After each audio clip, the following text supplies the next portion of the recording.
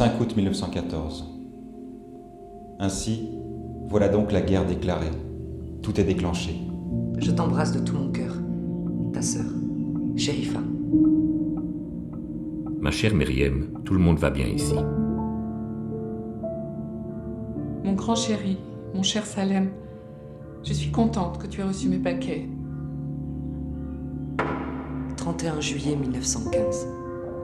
Mon vieux frangin.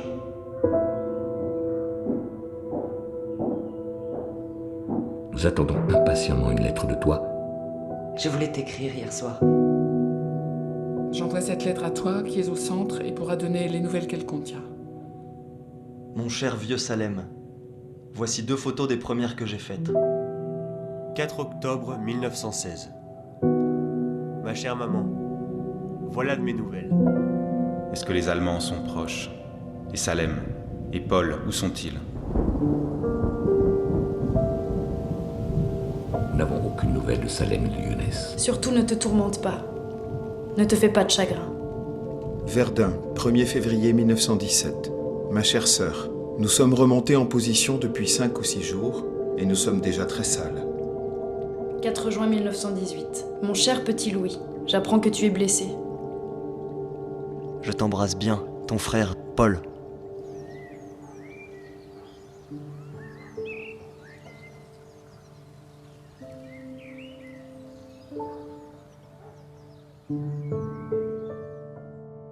En 1886, jeune ingénieur des ponts et chaussées, Eugène Rézal s'était rendu avec son épouse Julie à Tunis, où il avait été nommé au service maritime pour la construction du port de la Goulette.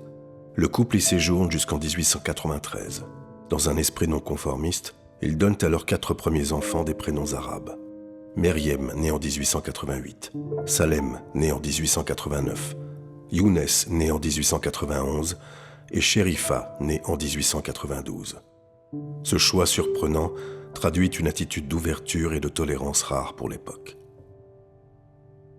En 1893, Eugène Rézal est nommé à Lyon directeur de la voirie. 2 nouveaux enfants naissent dans cette ville. Paul en 1894 et Louis en 1895, alors qu'au même moment les frères Lumière mettent au point le cinématographe. En 1900, les Rézal s'installent à Bordeaux, où le père est chargé de l'électrification du réseau de la compagnie des tramways. Lorsque la guerre éclate, en août 1914, la famille se disperse. Myriam a commencé à Paris sa carrière de professeur de piano. Depuis le mois de juillet, elle est en vacances à La Ferté-sous-Jouarre, dans la maison de ses grands-parents maternels. Salem, ancien élève de l'école d'agriculture de Grignon, qui vient de finir son service militaire de 3 ans, mobilisé au 58e régiment d'artillerie, se bat sur la Marne. Younes, en seconde année de l'école polytechnique, part comme sous-lieutenant au 55e régiment d'artillerie dans la région de la Meuse. Sherifa, restée à Bordeaux avec ses parents, se porte volontaire comme lingère à l'hôpital avant de passer le diplôme d'infirmière. Paul, sa licence de lettres en poche, est mobilisé au 18e régiment d'artillerie à Agen, alors que Louis, jeune bachelier, effectue un stage d'aspirant à Fontainebleau avant de devenir sur sa demande observateur dans l'aviation. Pendant les 4 années de guerre, tous s'écrivent chaque jour. En plus des lettres, ils s'adressent aussi des photographies réalisées par leurs soins, à la fois pour témoigner de ce qu'ils vivent et communiquer ensemble. Cette photographie de 1913 les rassemble pour la dernière fois.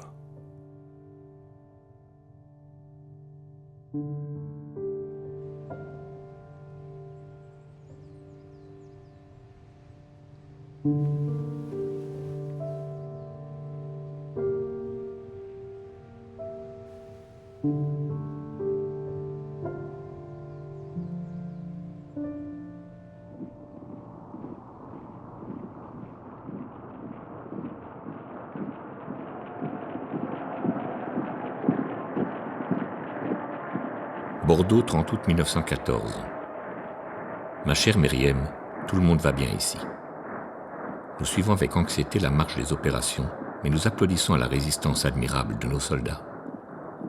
Presque toutes les troupes sont parties. Il arrive maintenant des blessés et aussi des prisonniers. Le journal nous disait tous ces jours-ci que l'armée se maintenait sur ses positions, et ce matin on nous annonce qu'on se bat au nord de Verdun et que les Allemands se dirigent sur la Ferté. Aussi je viens de vous télégraphier pour que Chérifa et Louis reviennent sans tarder. Quant à toi, tu décideras si tu veux revenir ou rester avec tes grands-parents. Surtout fais attention de ne pas vous laisser surprendre par l'encombrement des chemins de fer qui va devenir insurmontable si les Allemands avancent encore un peu. Il n'y a encore rien de fait en ce qui concerne l'appel de Paul sous les drapeaux. Nous n'avons aucune nouvelle de Salem et de Younes.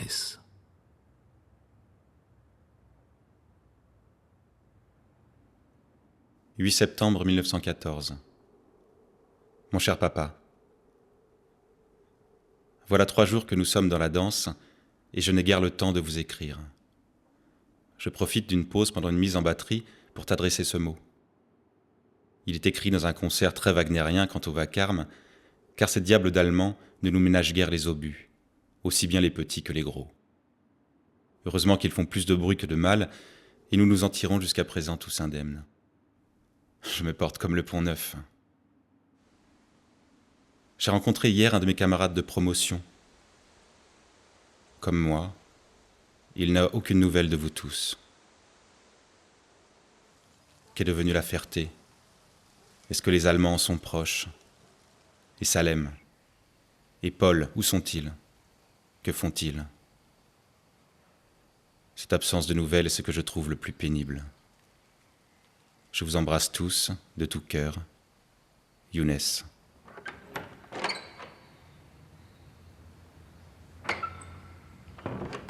Paris, 18 septembre 1914. Ma chère maman, je suis donc allée à la Ferté. Je ne sais pas ce que vous en pensez, mais je trouvais que je devais le faire. Et maintenant que je l'ai fait, je trouve que j'ai tout à fait bien fait. Voilà l'état de la maison chez bonne maman. Les Allemands y ont fait la bombe, partout un fouillis, une salade russe de matelas, d'oreillers, de couvertures, de vaisselle, de batteries de cuisine, de bouteilles, de boîtes de conserve, de mangeailles et de boissons non avalées moisissants. Dans les chambres, toutes les armoires ouvertes et tout le linge lancé à travers les pièces. Pas une glace brisée, pas un tableau abîmé, pas un rideau arraché, pas un vase cassé. Rien de saccagé et rien de disparu, sauf peut-être un peu de linge et la bécane de Louis. Je repartirai pour Chaumes par le premier train que je pourrai prendre. Meriem.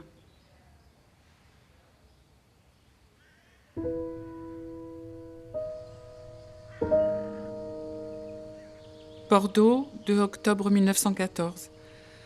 Mon grand chéri, mon cher Salem, je suis contente que tu aies reçu mes paquets, surtout ton tricot, car j'avais peur que tu aies froid la nuit. Nous avons de très bonnes nouvelles de Chaumes, ainsi que de Paul, qui se fait fort bien à sa nouvelle vie, qu'il supporte admirablement. Mais nous n'avons pas de nouvelles de Younes depuis 3 semaines. Sa dernière carte est datée du 8 septembre. Cela me préoccupe.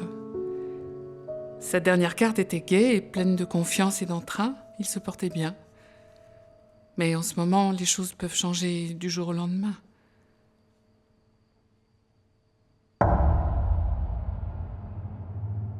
Ma chère maman.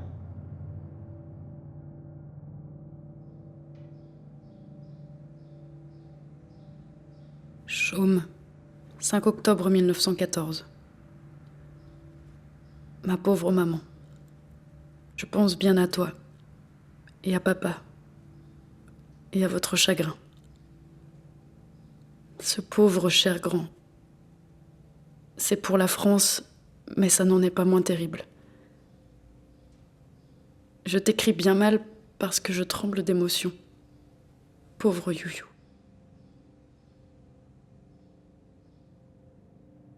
Bordeaux, 6 octobre 1914. Ma chère fille, ta mère a supporté le choc affreux de la mort de Younes avec son courage habituel. Nous sommes tous bien malheureux et notre pauvre Younes est l'objet constant de nos pensées, ainsi que Salem qui va avoir à subir cette douleur par-dessus les souffrances qu'il a à supporter, et qui en cette circonstance ressentira avec d'autant plus de violence l'amertume de l'éloignement du foyer. Pauvre enfant. Pourvu qu'il ait la force de subir son calvaire jusqu'au bout et la chance d'éviter la mort, nous tremblons pour lui.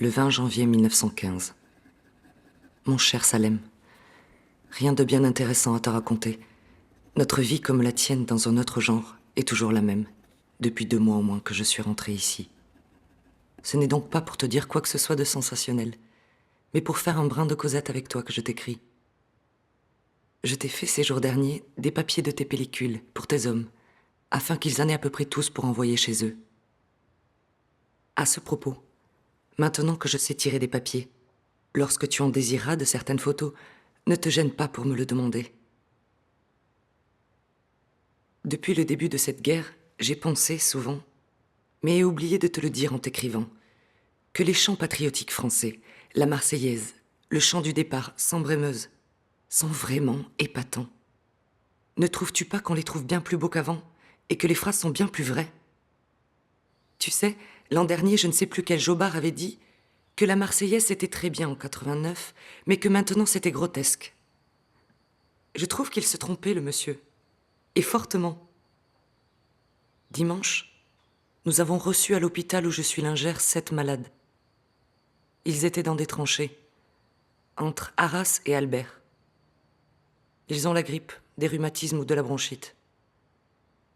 Depuis plus de 2 mois, nous n'en avions pas reçu venant du front. Il paraît que de nouveau, on va en envoyer en plus grand nombre à Bordeaux, parce qu'on préfère ne pas encombrer les hôpitaux du Nord, qui sont dans des pays moins heureux qu'ici. Sherifa.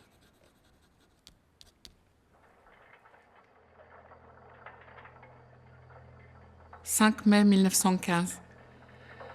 Mon cher grand, nous voilà à une date qui nous réjouissait les autres années. Tu devines ce qu'aujourd'hui, l'anniversaire de la naissance de ton pauvre frère me donne comme pensée. Aussi je viens causer avec toi et encore te remercier de ta longue lettre reçue hier et que je viens de relire avec beaucoup de plaisir. D'après ce que tu me dis, je vois que l'appareil photo sera bien reçu, non seulement par toi, mais aussi par tes hommes. Comme maintenant je sais que c'est bien un Kodak, je n'ai plus de remords d'avoir pris ce modèle qui, j'espère, ne t'embarrassera pas trop, mais je ne t'ai peut-être pas envoyé assez de rouleaux de pellicule.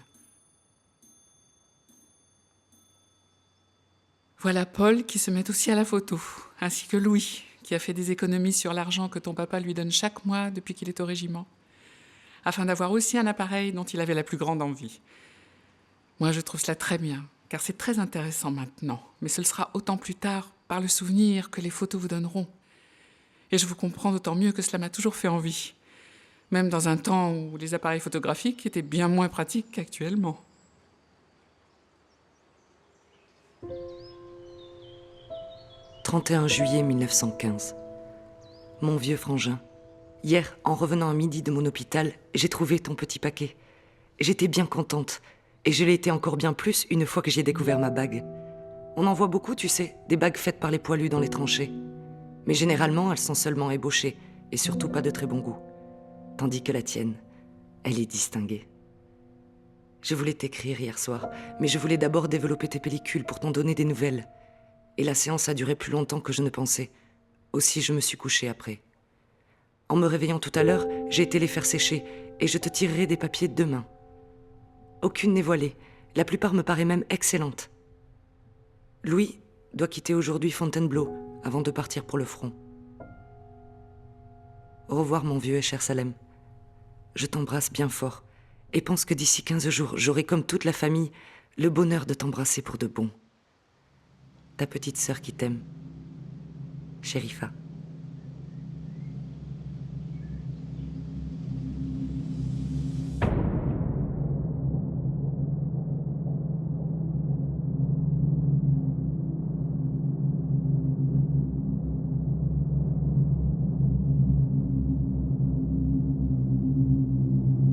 7 août 1915. Mon cher Paul, je suis au Bourget depuis mercredi et suis monté 2 fois en aéro. Pas très longtemps. Mais le temps est dégoûtant et on ne peut pas voler à cause du brouillard. C'est épatant de voler, mais on a des chatouillis dans le ventre quand on descend vite et quand on est dans des vagues de vent. Je suis monté sur des Farman et je monterai sur des voisins, Caudron et biplan Nieuport. Petit outil épatant.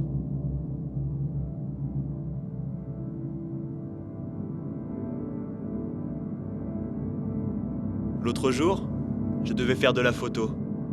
Je pars et je rencontre le plafond à 800 mètres. Et je monte par-dessus et vais à 2300 mètres. Je ne voyais plus la terre, mais une mer de nuages superbes avec le soleil qui tapait dessus. Des vraies montagnes avec des colonnes de nuages de plus de 1000 mètres éblouissants de blancheur. Je n'ai pas pu résister et j'ai pris 4 photos de nuages. Il est probable qu'on m'engueulera d'avoir fait cela, mais je m'en fiche. Louis.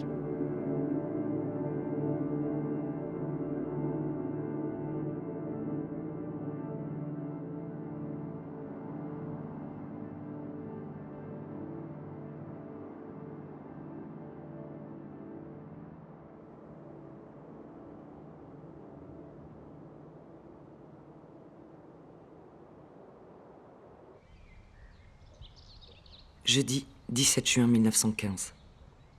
Mon vieux Salem. Me voici donc avec maman à Chaumes, où il fait un temps superbe, et surtout où tout est beau et riant. Il n'y manque que les garçons revenus de la guerre. Enfin, espérons que cette réunion de famille n'est pas trop éloignée. Chaumes, 21 juin 1915. Mon cher grand, je te remercie beaucoup de nous avoir écrit si souvent, tout en circulant. Cela nous a fait grand plaisir et bien tranquillisé. Je n'en ai pas fait autant de mon côté et j'en ai des remords. Mais pendant le temps que je suis ici, je voudrais t'en mettre le plus possible la maison en parfait état, que je fais une chose, l'autre, et l'heure des repas arrive sans que j'aie eu le temps de m'en apercevoir. Il y a un rosier qui arrive déjà en haut d'une fenêtre. Le jasmin part bien. Le pêcher et l'abricotier ont poussé comme de la mauvaise herbe. Il y a aussi d'anciens pieds de vigne qui ont bien repris et qui fleurissent. Il y a des oiseaux en masse et point sauvages du tout.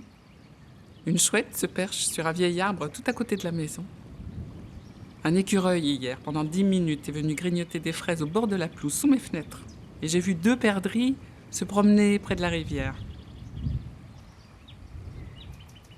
Je tâcherai de t'écrire plus souvent cette semaine et de t'envoyer des coupures de journaux.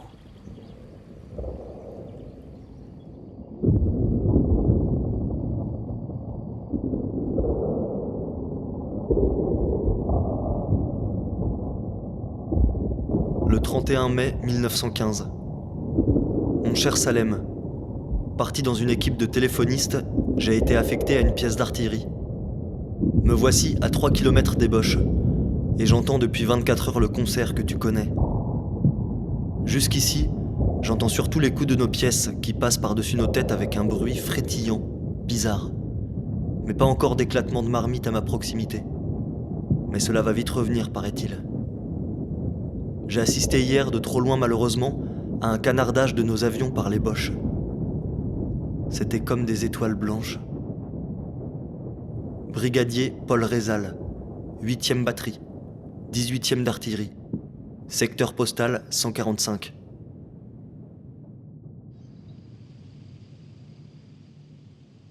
Au front, 19 août 1915.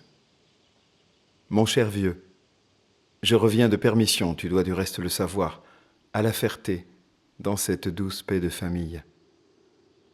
Je me demandais vraiment si l'on était en guerre, mais les souvenirs précis y suffisaient. Je suis revenu et je me demande, ça a été si vite passé, si ce n'est pas un rêve. Tu ne peux te douter du bien que cela m'a fait.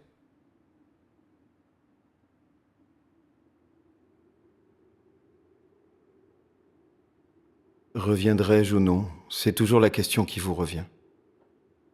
Eh bien, peu importe. J'aurai revu mon pays et la famille. Salem.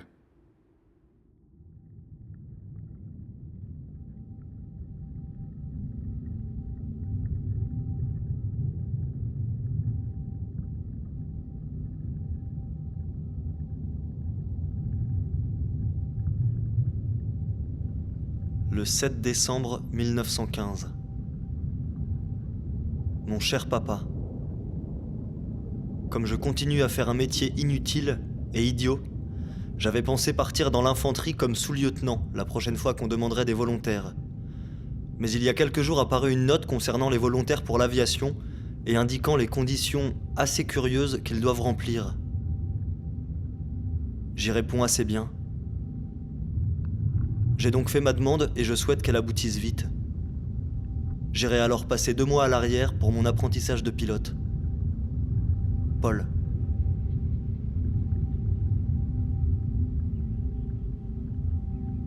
Le 29 février 1916. Ma chère maman, excuse-moi de ne pas t'avoir écrit. Surtout que je n'avais aucune raison de ne pas le faire. Je me porte comme le Pont Neuf. Depuis mon arrivée, j'ai fait des vols. Et aujourd'hui, j'ai fait un réglage qui a très bien collé.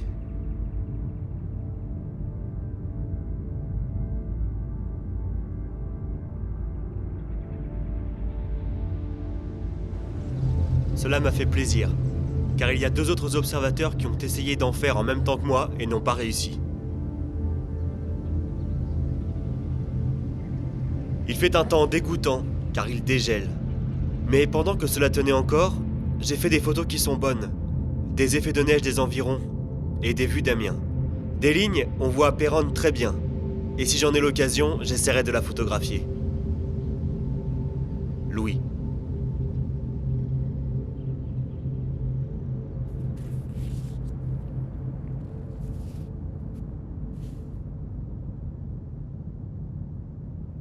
« 29 mars 1916. Mon cher Salem, voilà 3 jours que je ronge mon frein. Les giboulées de Mars alternent avec le vent violent, et par conséquent on ne vole pas. C'est l'inconvénient du métier. On nous occupe comme on peut par des instructions de moteur et des conférences sur toutes sortes de sujets concernant l'armée. On apprend à piloter en double commande avec un moniteur. Je suis déjà monté ainsi 4 fois.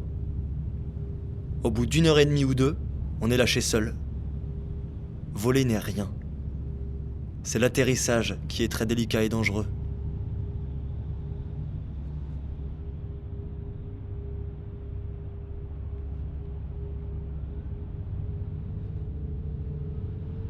J'ai déjà fait mon premier vol seul, hier, sur un tout petit appareil tout mignon, avec un petit moteur qui fait teuf-teuf comme une motocyclette.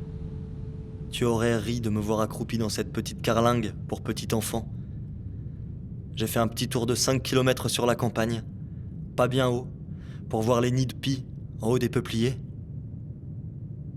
C'est tout à fait épatant de voler tout seul. Surtout quand il y a un peu de vent et qu'on est doucement ballotté. Maintenant, ça va gazer si le beau temps continue. Et dans 1 mois, je serai un as.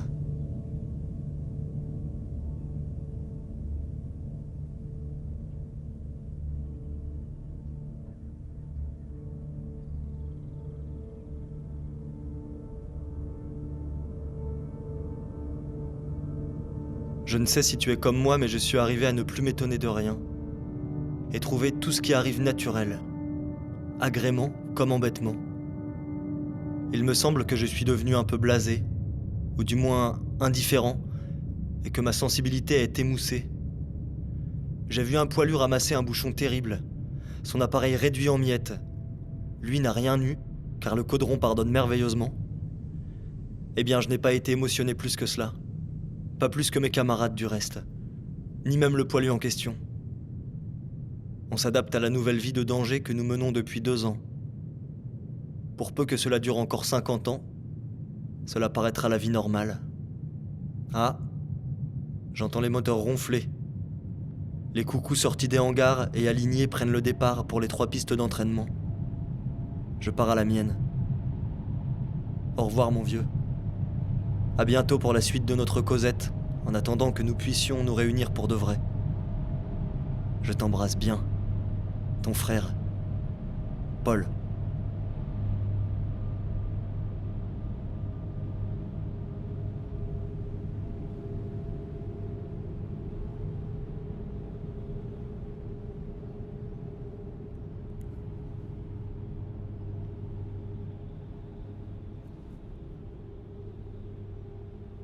Au front, 16 mars 1916. Ma chère vieille, ça va toujours bien. Les événements marchent Les Boches continuent de se faire faucher autour de Verdun, qu'ils n'auront pas. J'ai enfin fini, aussi bien que j'ai pu les réussir, une bague pour maman et un coupe-papier pour papa. Je viens de leur écrire et de faire le paquet pour que tout parte ensemble. J'espère que cela leur fera plaisir. Et si jamais je devais y laisser ma peau, ce serait un bien mince souvenir, mais si tu veux, une preuve que je pensais à eux. Pourquoi diable est-ce que je remue ces idées? Après tout, il vaut mieux revenir. Je peux être bêtement accroché par un morceau de marmite sans utilité dans le calme. Ou au contraire, à un moment où ce sera la lutte. En tout cas, ici ou ailleurs, c'est une occasion de te le dire. Si j'y reste et qu'on me retrouve, qu'on me ramène à la Ferté. Mais sinon, peu importe où, ce sera toujours chez nous, en France. Je tâcherai de faire aussi bien que ce pauvre Younes, dont le souvenir ne me quitte pas. Ton frangin, Salem.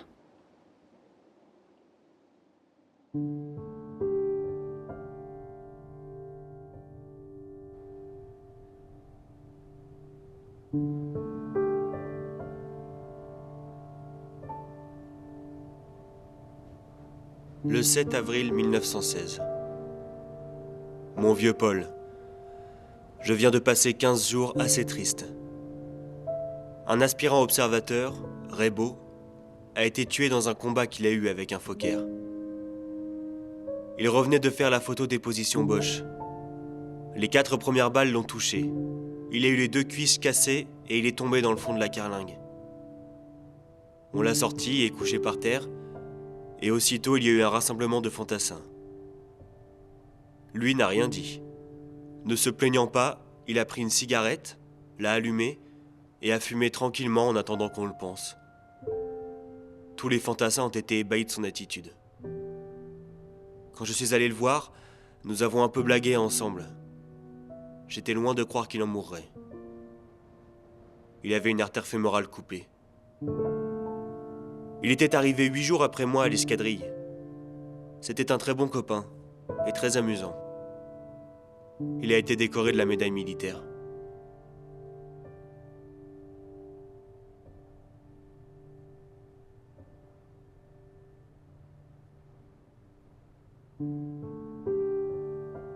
Le soir de son enterrement, 2 types venant de la MF-62 et affectés à mon escadrille ont été attaqués par le même Fokker et ont été tués tous les 2 par les balles. Et l'appareil a pris feu en l'air. Je suis allé à l'endroit où ils sont tombés. Le moteur était enterré de 1 mètre et les ailes du Farman, qui avaient fichu le camp en l'air, étaient à 1500 mètres de là. Tu penses que tout cela, coup sur coup, nous a impressionnés. Et j'ai eu un cafard terrible pendant quelques jours. Ne dis rien de toutes ces histoires à la famille qui s'affolerait. Je te demande seulement de dire à Sherifa de vive voix, quand tu la verras, de me tirer des papiers de toutes les photos que j'ai prises de Rebaud, pour que je puisse les envoyer à sa famille. «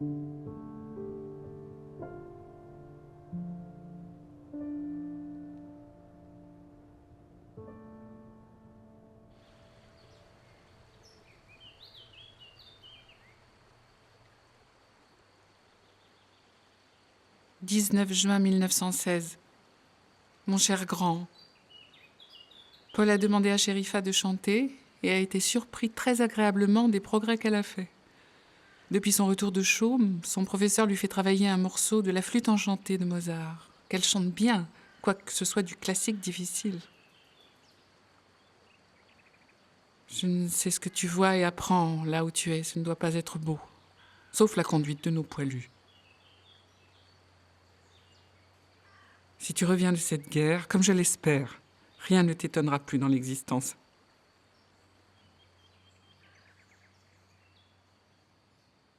Hier, Paul a photographié Sherifa en infirmière pour une carte d'identité. Si elle est réussie, je te l'enverrai.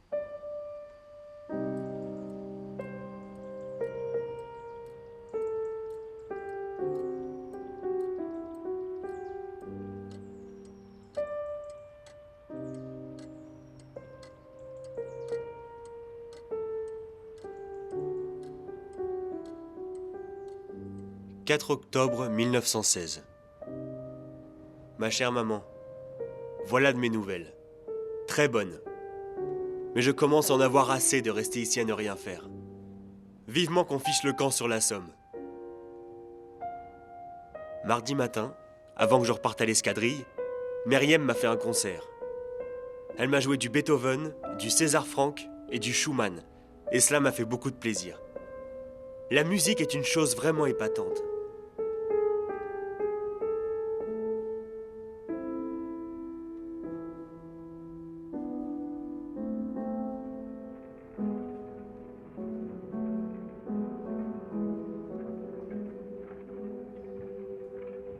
Paris, le 13 mai 1916. Vous êtes bien. Bien gentil, toi et papa, de m'avoir envoyé comme ça mes frères chez moi. Hier, nous avons fait la noce à 2 avec Salem. Aujourd'hui, on va la faire à 3 avec Louis qui vient d'arriver, et demain, on la fera à 4 avec Paul. Nous sommes allés au Café Riche déjeuner. Excellent déjeuner et excellent vin. Puis on a flânoché et pris les Champs-Élysées qui sont jolis comme tout en ce moment. De là, on a été faire des courses au bon marché. Et chez Richard, commander pour Louis son nouvel appareil photo. Un Verascope qu'il aura dans 1 mois. En sortant, nous avons pris une limonade au Lutetia, puis rentré chez nous où j'ai fait de la musique aux garçons. Ensuite, on a été dîner chez Griffon. Un excellent petit restaurant qui se lance, rue d'Antin. Puis, après le dîner, nous sommes allés aux Variétés, voir La Belle de New York. Une petite opérette genre de la Veuve Joyeuse. Très bien montée. Ce qu'ils étaient gais et contents et ce que nous avons ri, tu ne peux te l'imaginer.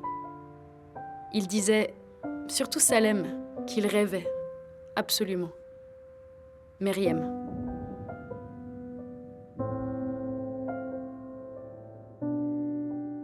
Verdun, 1er février 1917. Ma chère sœur, nous sommes remontés en position depuis 5 ou 6 jours et nous sommes déjà très sales. Les mains noires, la figure plus ou moins barbouillée, seuls les yeux et les ongles brillent un peu. Sans que cela soit plus terrible qu'ailleurs, l'endroit est étrange. Un terrain où les trous de marmite se touchent, preuve de l'enfer que ça a dû être, le tout atténué par la neige. Plus aucune trace ni témoin de vie normale pouvant servir de repère. On ne sait plus les dimensions et on se trompe facilement, du simple au double. Tout est gelé, heureusement, et ça ne sent rien pour le moment. Le ciel grille par là-dessus avec ces apparitions diaboliques que l'homme a inventées pour se détruire. Une saucisse qui a un aspect bizarre avec ses cornes émerge au sud. 1 ou 2 avions qui tournent comme des toupies, sans compter les marmites lointaines avec leurs gerbes de flammes effumées et des gaz malsains par-dessus le marché. Je ne crois pas qu'on puisse imaginer un lieu plus fabuleux sur Terre. Sommes-nous sur une banquise ? Sur Terre et même en France, on peut se le demander.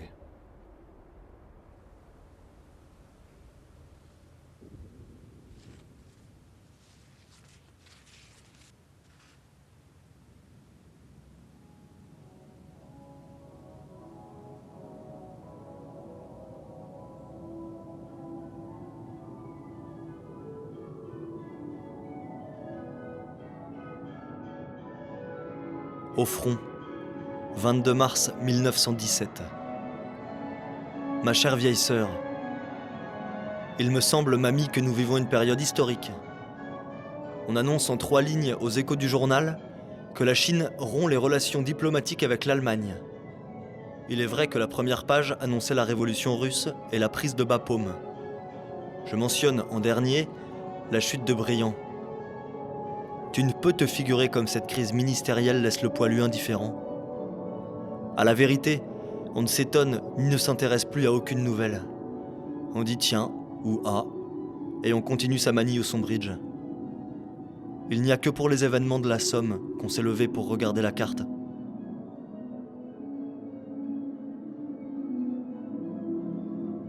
Le pecno qui ne fait rien à l'arrière s'attache au point du front où l'on avance et ne pense qu'à cela.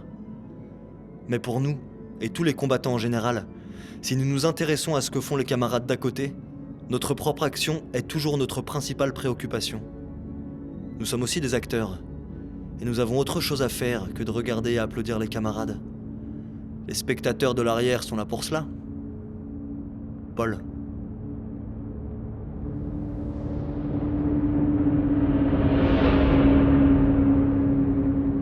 Mon cher Salem, notre pauvre Paul est blessé.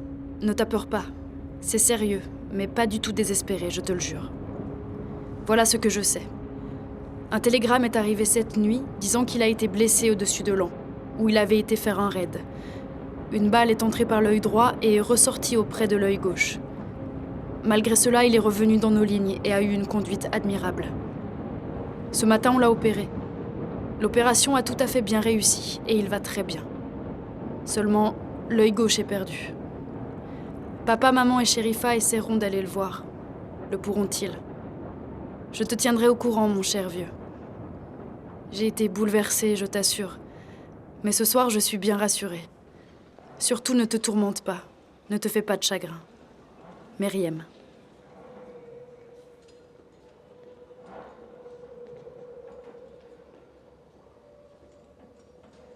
Hôpital de Jonchery-sur-Vesle, 30 mars 1917.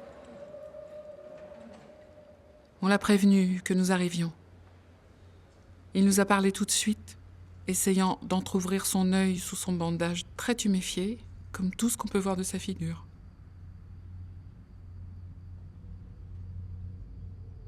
J'ai causé avec lui de temps à autre. Il m'a demandé comment chacun avait appris la chose.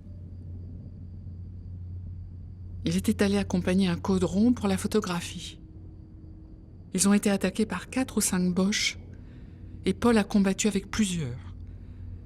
Pendant un instant où il a regardé où il allait, l'un lui a tiré dessus et l'a touché, comme tu sais.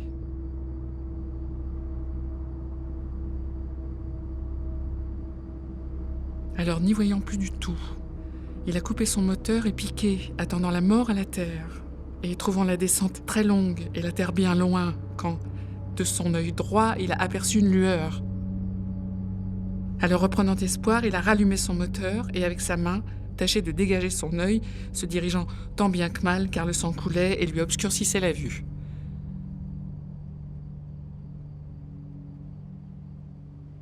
Ayant reconnu nos lignes, il a piqué pour atterrir, mais voyant toujours mal, il pensait se tuer. Il a rebondi 2 ou 3 fois, puis l'appareil s'est mis en pylône. Il en est descendu, a fait quelques pas, puis s'est couché et a attendu. Très peu de temps après, des fantassins l'entouraient. On l'emmenait dans une ambulance et on l'amenait ici en auto. Je t'embrasse tendrement, oblige de fermer cette lettre pour aller dîner. Je n'ai pas le temps d'écrire à d'autres personnes. J'envoie cette lettre à toi, qui es au centre, et pourra donner les nouvelles qu'elle contient.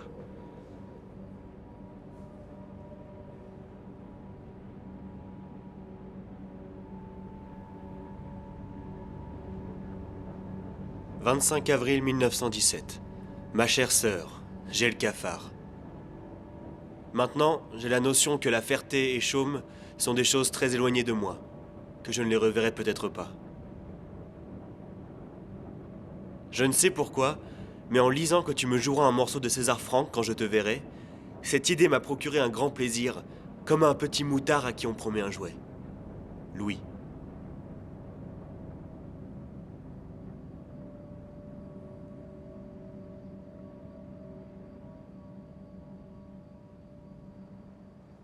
Bordeaux, 8 janvier 1918. Mon cher enfant, comment t'expliquer ce que j'ai ressenti en lisant ta dernière lettre à ton papa, lui annonçant ton départ en escadrille. Tu as mis toutes les formes pour nous l'annoncer et nous rassurer. Je t'en remercie, mais je ne me faisais pas d'illusions.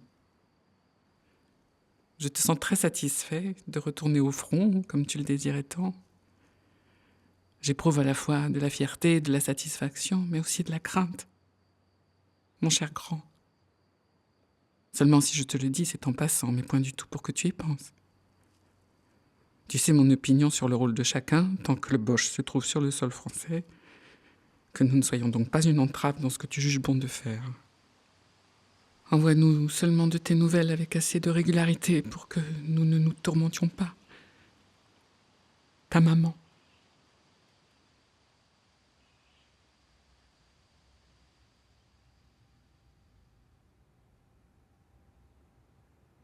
Meaux, 4 juin 1918.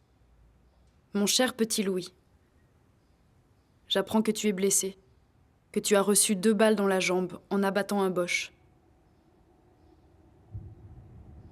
Mon petit Kiki, je te fais tous mes compliments. C'est très bien. Surtout de t'en être tiré, sans que l'os de la jambe soit cassé. Meriem.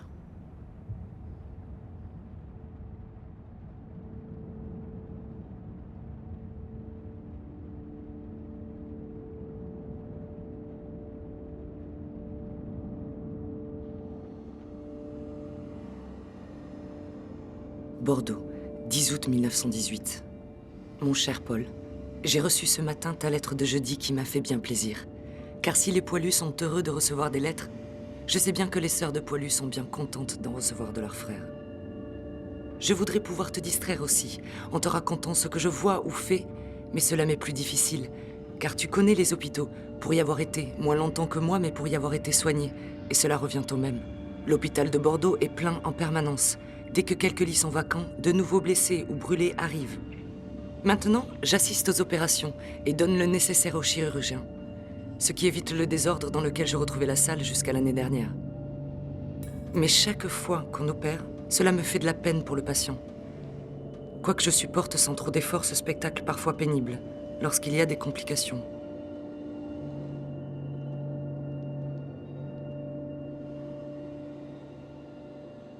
Je suis bien heureuse à la pensée que nous allons nous retrouver tous réunis à Chaumes, car Salem y sera en même temps que toi, fin août, début septembre, d'après ce qu'il espère. Il manquera ce pauvre Yo-Yo, pour que ce soit comme avant 1914. Je t'embrasse de tout mon cœur, ta sœur, Sherifa. Bordeaux, 2 septembre 1918. Mon cher Salem, ta précédente lettre m'avait beaucoup ému par la tristesse profonde qu'elle exprimait et le découragement que je croyais y avoir vu. Tu sais mieux que moi ce que vaut la force morale puisque c'est elle qui t'a fait supporter 4 années d'une guerre monstrueuse et sans répit. C'est elle qui te soutiendra jusqu'au bout. Et ce bout n'est pas éloigné maintenant. Il n'y a plus que des mois à compter, cela est sûr, sans se fier pour autant aux sottises que la presse continue à déverser. Depuis ta dernière perme, la vie à Chaumes a continué doucement, suivant les mêmes errements. Nous attendons impatiemment une lettre de toi, mais en ce moment, la poste ne va plus du tout.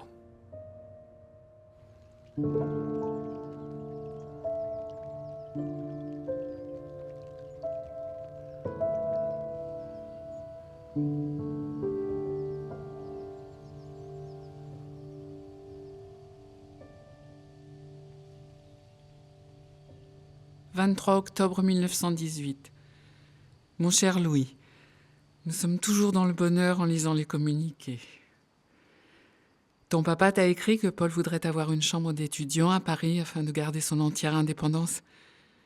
Je n'avais point du tout pensé à cette solution, mais dès qu'il m'en a parlé, je l'ai compris en me rappelant combien, lorsque j'avais votre âge, j'avais soif de liberté, combien m'exaspéraient les obligations de famille qui me contraignaient à être à heure fixe à des dîners et à répondre à des questions insignifiantes, mais que je trouvais indiscrètes et qui m'exaspéraient.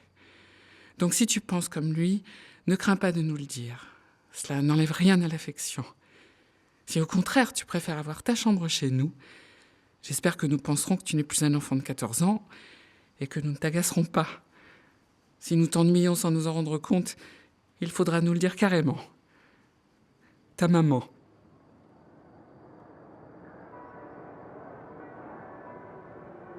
Paris, mardi 12 novembre 1918. Mon cher Salem, quel bonheur de penser que tu en reviendras sain et sauf de cette guerre. Je viens te remercier de cette belle victoire finale que vous nous donnez, car je m'aperçois que si pendant ces 4 ans, nous avons été inquiets à l'arrière pour vous, en revanche pour moi du moins, il ne m'est pas venu à l'idée de vous remercier. C'est donc du plus profond de mon cœur et en t'embrassant bien fort que je le fais. Depuis hier matin que l'armistice est connu, Paris offre un aspect curieux mais beau. D'abord, pendant toute la journée d'hier, les Parisiens ont été occupés à pavoiser et ont rencontré une foule de gens revenant avec des drapeaux qu'ils venaient d'acheter. Puis se sont formés des monômes de collégiens et des troupes de jeunesse parcourant les rues en chantant. Et à partir du début de l'après-midi, les gens ont commencé à arriver en quantité sur la place de la Concorde et tous les boulevards pour voir quoi, on n'en sait rien. Mais tout le monde est content tout de même de ce qu'il a vu. Toute cette foule est calme.